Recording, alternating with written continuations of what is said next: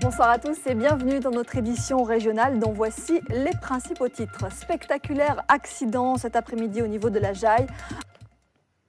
Tout d'abord, cette information, une pollution marine en Côte-sous-le-Vent. Une nappe jaunâtre a été aperçue hier en mer proche du littoral, entre Baïf et Bouillante. Elle aurait pris aujourd'hui la direction du nord. Des prélèvements ont été immédiatement effectués et transmis via la DSDS à l'Institut Pasteur pour des analyses. Les services de l'État attendent des résultats. Il n'y aurait aucune trace d'hydrocarbures. Il pourrait en revanche s'agir d'argile rejetée lors d'un forage par l'usine géothermique de Bouillante, mais il faudra attendre les résultats définitif des analyses pour confirmer cette hypothèse. Ce spectaculaire accident cet après-midi à la Jaille, un camion transportant de la canne s'est couché sur la chaussée. Il a bloqué la circulation une bonne partie de l'après-midi. Le chauffeur n'a pas été blessé, mais les opérations de remorquage ont nécessité plusieurs heures d'efforts. Le point avec Sophie Pointer et Olivier Duflot ainsi que Ronnie Maletti. Ce qui nous amène à évoquer la campagne sucrière. Pas de relâche pour les ouvriers de l'usine de Gardel qui mettent les bouchées doubles pour atteindre les objectifs. La saison, vous le savez, a été retardée par la grève générale au mois de février. Sur place, motivation et rigueur sont les maîtres mots, comme ont pu le constater Nadine Priam et Rémi de France. Politique, la première convention de l'année du Parti progressiste démocratique guadeloupéen. Les militants ont passé en revue de nombreux thèmes et le document final à l'issue de cette matinée servira de contribution aux États généraux. Elle sera remise au préfet cette semaine. Nadine Priam, Rémi de France.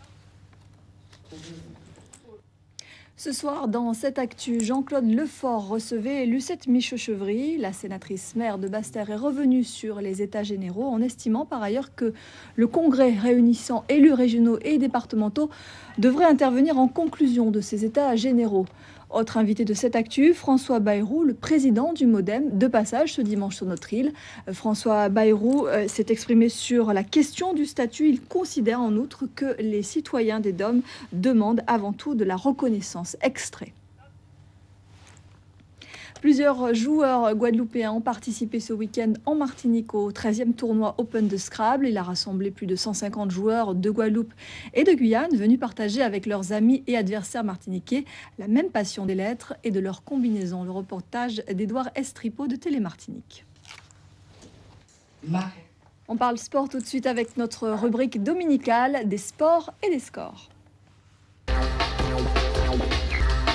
Et c'est avec Eddy Golapcan. Bonsoir Eddy et merci d'être encore avec nous ce dimanche. Bonsoir Laetitia. Merci beaucoup Eddy. On vous retrouve demain à 13h dans le journal Deux Îles. Merci encore Eddy. Et puis donc l'info, vous l'aurez compris, revient demain donc à 13h avec Éric Rayapa, Nathalie Josse, le journal Deux Îles. 19h, vous serez en compagnie de Laura Séné. La suite de nos programmes, 20h10, Good Night and Good Luck, un film de et avec George Clooney. 21h40, James Bond, Permis de tuer. Merci beaucoup. Très belle fin de soirée à tous et bonne semaine.